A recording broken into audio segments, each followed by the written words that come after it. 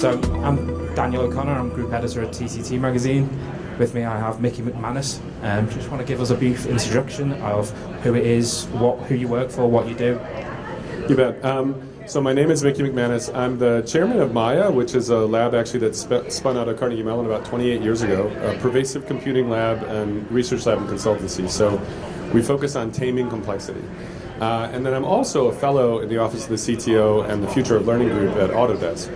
And I focus on 10 to 100 years out into the future and how to build a bridge from this crazy technology that's coming out of the labs and how do we prepare the next generation for this technology and kind of being ready for that instead of being sort of prepared for the 1980s or something.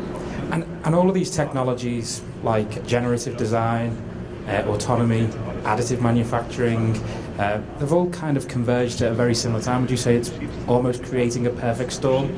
Yeah. So, I've been thinking of it as sort of a primordial soup, right? Because you've got this giant megatrend that's the Internet of Things, so-called Internet of Things, but it's actually a bunch of stuff that maybe should never be connected to the Internet, but is connected in some way. Trillions of those things. A sea of information devices. That sounds interesting, but that's one big megatrend. They also have opinions because we basically have spare GPU cycles. Basically, we've got lots of machine learning going on, and it's all the way to the edges. So now we've got trillions of things that have sensors and can do A/B tests and have a feedback loop because they're connected. And then on top of that, we've got digital fabrication. So a totally other mega trend, all these time compression technologies that are kind of making it easier to prototype and actually produce, that's actually lowering the barrier, the sort of boundaries between what is made as a software update and what is made as a hardware update. And the boundary between bits and atoms is getting very liquid. And so for the first time in history, we're having all three of these megatrends that independently would shape an industrial revolution are coming together into this churning soup. And if you know anything about the sort of original origin of life on Earth, there was this primordial soup of proteins and other kinds of things that weren't quite life, and some spark hit it, and that's what we believe created life. There was something that was a primordial moment. And I think that's happening right now. We are at a phase change moment in the very nature of things. Do you think we're in danger of underestimating it perhaps? I know that there was huge hype about 3D printing and about the Internet of Things that perhaps didn't quite materialize, but maybe that's made people underestimate where we're at now. Well, I think there's actually the set of industries that are being impacted by this are probably all characterized best by saying they're underestimating. It's just that we're we always think we're living in the future. We're going to have just smaller phones and bigger screens on our TVs or something, or more VR, or flying cars. And usually the future hits us from left field, and we're not prepared. It's sort of oblique. And so my suspicion is we will talk about, we talk about the Internet of Things until suddenly we stop talking about it, just like we talk about e-commerce until everything has a bit of e-commerce in it. And I just think that's a part of the way technology goes. It's the classic sort of crazy expectation curve meets reality and all that. But I do think this particular moment is being wildly underestimated.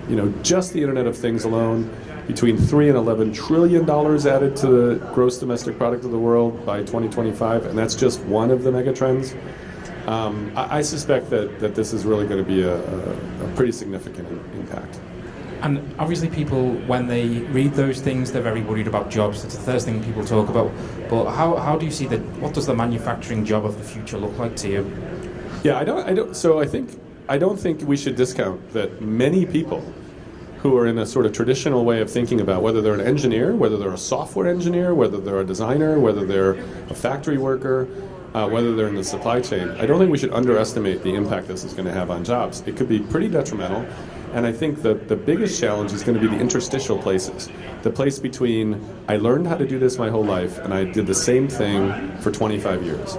And I have some interstitial place where I'm building muscles to do the next job. And I really think we have to shift from this idea of K through 12, I get a degree maybe, I go off and I do the same thing my whole life, to really thinking about humans are learners. We are incredible learners from the time we're born, and then we almost beat creativity out of people in the hopes that we can give them a common job. And I suspect what's going to happen is we're going to have to think of all of the people out there as K through grade, really lifelong learners. And it's not going to be easy because change is hard. But I think there are opportunities here to not just get disrupted by automation in a negative way, but to actually look at how automation and machine learning could actually help us gain new mastery over new skills faster, unlearn things that we probably will never use again, and learn and play in new ways. So I think there's a promise there. I just don't think it's going to be an easy or straight path. It's going to be a meandering walk. It's not going to be pretty sometimes. And in your keynote yesterday, you made the metaphor, you compared it to like jazz. Could you expand on that, or how you think that's relevant a little bit? Yeah, so I mean, I think there are these sort of three axes that I was talking about yesterday, which was we could all buy into the technocrats who's like Ray Kurzweil and the like. And I'm actually a pretty big fan of his thinking, his genius. But his whole belief is we're going to sort of get to this point where we're all going to upload our brains, we're going to live forever, and we're going to become one giant singularity, and we can't predict what happens past that. And to me, that sounds a lot like the Borg from Star Trek. It's sort of one monolithic brain or something. And I think we could lose a lot of diversity of thought, a lot of experimentation. And then you've got the prey axis, I would call it. It's Elon Musk, it's Stephen Hawking's. It's basically saying automation is going to cause an extinction event, and we better pray because we're going to become prey. Maybe we'll be pets first or something. I'm interested in this other third way, which is jazz. So when you look at somebody like Winston Marsalis, you look at any of the jazz greats, every night they show up, every night they meet new people. They all know the standards, like the core. They're like, hey, let's start with Charlie Bird. And then in a few minutes, they're riffing and they're experimenting and they're creating something that never existed before. There's no end of jazz. We are legion. We are multitude. And I think we need to be thinking of it that way. Think of improvisation. Think of just all the things where you get into this flow state. And it turns out flow is what they call it when you're learning. Flow is what they call desirable difficulties. It actually has to be fun for you to learn. And all organisms do this. It's not just humans. So if we can get into that space of desirable difficulties and riffing and improvising with machines, and sometimes they're going to know more than we do about something, sometimes we're going to know more than they, and I think this playful approach is probably where we're going to learn the best, because that's how you learn, is through play, and probably, I think, a more interesting future. And why don't we play on that future instead of just buying into the dystopian approaches? Yeah, I really enjoyed the case study about the Google Alpha of Go, and the fact I had read about that before, but I didn't know about the chap who was 600th in the world, and by playing the computer, he's gone to 300. So yeah, and in fact, there's another. That's a good study, which is this notion that by playing with the computer, he saw a whole pattern, a whole landscape of solves for Go that no human on the planet had ever seen. He was almost given access to a new landscape, a whole new continent. And he was rare in that he explored a new space. He was like a pioneer, but didn't know it at the time. And then when he figured it out, he suddenly started learning new moves that nobody else had ever discovered. So, and that's how he went from 633 in the world to in the 300s in like a few months. What if we could do that with our next generation? What if we could do that with our current mid-career professionals? What if they suddenly found some new space that they could explore? So I actually think it would be really valuable for everybody who's working in this space in additive manufacturing, in advanced technologies. Try to raise an AI teammate, just on one or two of your projects. Don't think of it as a monolithic singularity horde. Don't think of it as something that's going to eat all your jobs. Think of it more as like, I'm going to play with a new kind of improvisational teammate. Let's see if we can riff around a little bit and explore. And I just think that's more fruitful, and I've actually seen it with designers using generative design tools. They actually have told me they can't look back. Like, they are now so almost addicted to this exploring and experimentation. And we are multitude and we have diversity. I don't want to see that all mushed down into like, an operating system or something. And will it be the case that we will be mentoring these machines anyway? We have to teach them how to, actually Jeff Kowalski used this as an example when I spoke to him. And Jeff is the CTO of Autodesk. That's correct, yes, sorry. About a chair, for instance, performs well under pressure, and by accident it performs well when you rock back on it. But perhaps if we design that generatively, we wouldn't put that torsion into it, and it might crumple, so perfection is close to imperfection. How do we solve that?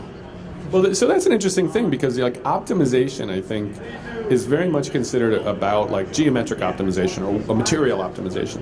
But maybe it's optimization for resilience. Maybe it's optimization for some other component for emotional connection.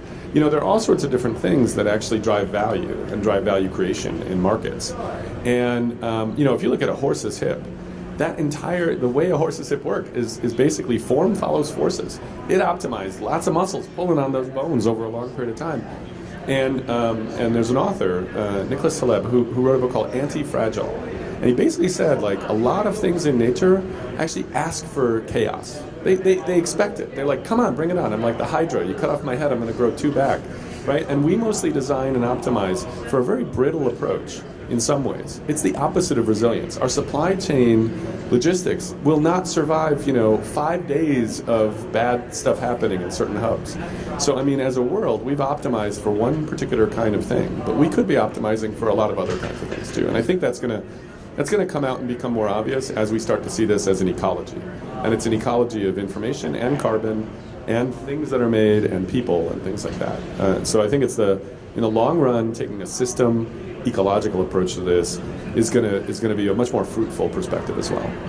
And with all of that in mind, if you were going back to university or back to study now, what would you recommend that people start studying?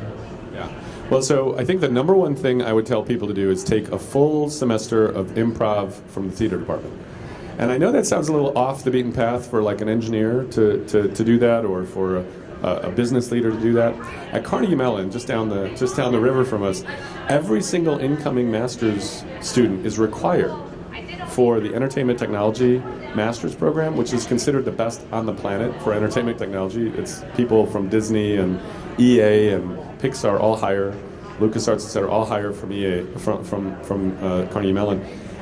They all are required to take a full semester of improv from theater. They're all required to put on a show in front of 500 or 600 people within the first semester. And they're all required effectively to fall on their face, learn how to actually be fun to play with, build on other people's ideas instead of treating my ideas like precious. And it's basically improv. It's back to jazz. And when you go back and interview people that have been hired out of the ETC and you interview the people who hired them, a decade later, everyone says, the reason I hired people from that group was because they were the best on teams.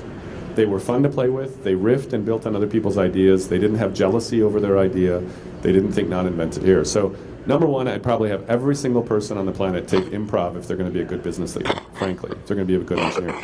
And take it seriously. Now, the second one, because you learn a bunch of design patterns, the second one I would probably say is take a game design course. So game design is one of the best system engineering courses and approaches you can ever think of. You have to design just the fertile soil, you have to design the physics of the game, you have to design some key characters, and then you have to let it go. And it's very much non-deterministic. You then have to tune it. They call it game tuning. And you have to create a rich experience. So you end up learning about systems. You learn what's a mechanic versus what's a kind of a set point. You learn about those things, and you learn the feedback loops. So, and I would also take any class you can on system thinking and true system thinking and the different methodologies for system thinking, because it's not obvious. There are a whole bunch of weird animals lurking inside of complex systems, and you can't discover them by writing them all on a piece of paper. You can only discover them through the system running. And if we bring it back to additive, is there anything what's the step change that needs to happen, in your opinion, for it to really take off?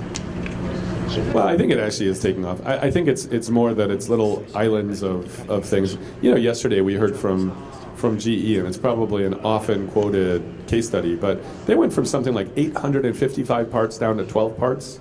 Think of the supply chain implications of all the contracts you have to negotiate for 855 parts and all the warehouse components. You have to do all the heat you have to pay for the warehousing, all the shipping and trucking. Getting that down to that radical change means that we're getting closer and closer to a phase change. And I just don't think it's going to be a smooth evolution where there it is, and that's when we're going to have additive be the king. Actually, I don't think additive will ever be the thing. I think it's going to be some hybrid between additive and subtractive and bio-nano and all sorts of things, because that's the way life works. It's a big gumbo. We don't stop. New technologies do not replace old technologies. They often are built on top of it, and they become more stuff. We still draw. That's a pretty old technology. We still use wheels. That's a pretty old technology. So I really think it's that there will be a moment where there's a phase change, and we stop even talking about additive. It's just the way we do it. But it's already happening. I think it's more about more people have to start doing pilots, and they have to start relaxing constraints and thinking differently about what they mean by optimization.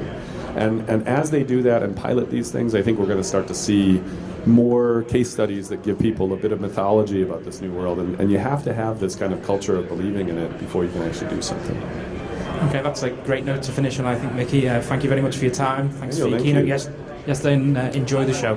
Yeah, I hope everybody gets out and sees the show, and if you're not here, you missed it.